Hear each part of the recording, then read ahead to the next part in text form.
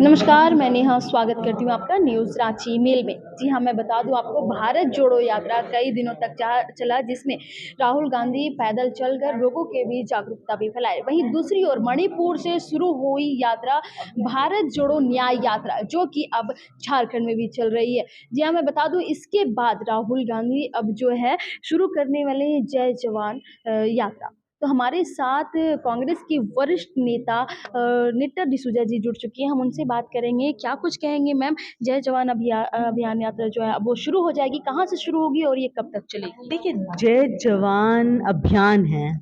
जय जवान अभियान जो है वो युवा न्याय के तहत, क्योंकि जब हम बात करते हैं जवानों की शुरुआत जो है वो फौज में भर्ती होने से होती है।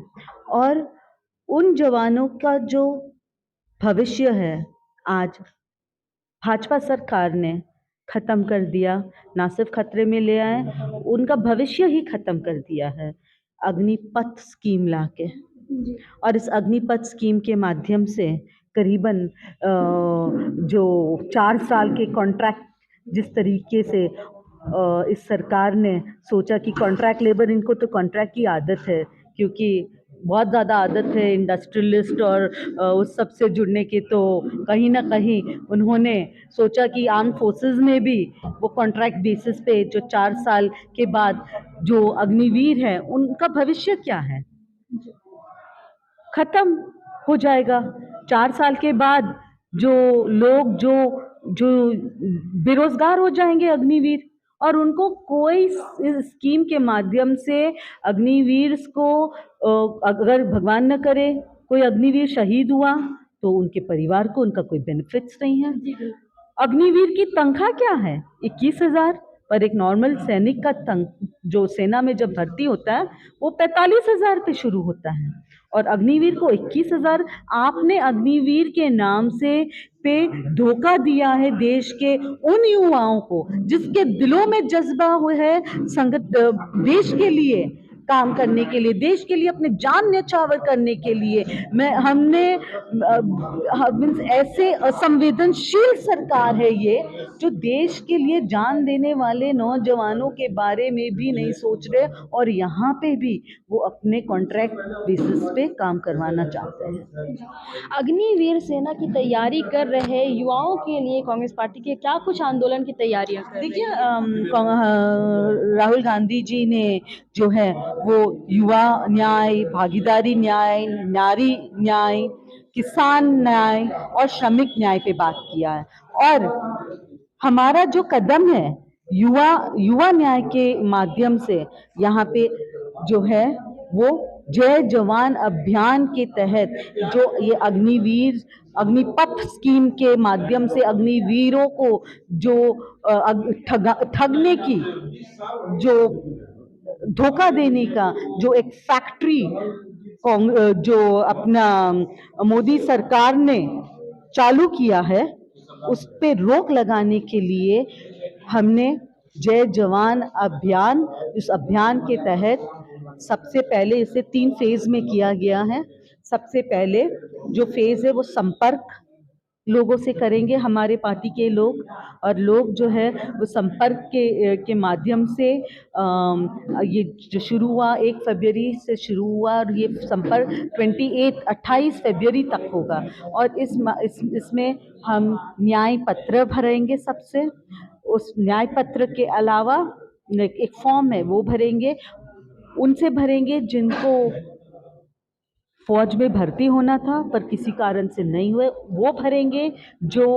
जिनके लोग फौज में हैं, रिटायर्ड आर्मी पर्सनल जो पूरे अपना जिंदगी फौज में दिया और इनकी अहमियत जो जानते हैं कि फुल टाइम फौजी रहने का क्या गर्व, क्या अहमियत होता है, वो भी भरेंगे। और वो इंसान भरेंगे जो देश हित में सोचते हैं, जो हमारे सेना के हित में सोचते हैं, और जो समझते हैं कि ये अग्निपथ जो है वो गलत है। वो उसका हम डेटा इकट्ठे करेंगे। उसके बाद जो है सत्याग्रह होगी।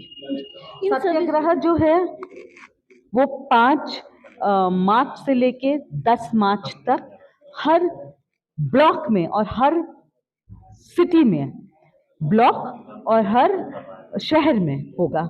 और ये होगा कोई चौक पे या कोई जैसे कि गांधी जी के नाम से जो एरिया रखा जाता है या जहाँ पे ये सहमति से एक जगह पे। और उसके बाद जो है तीसरा जो पड़ाव है वो है न्याय पदयात्रा।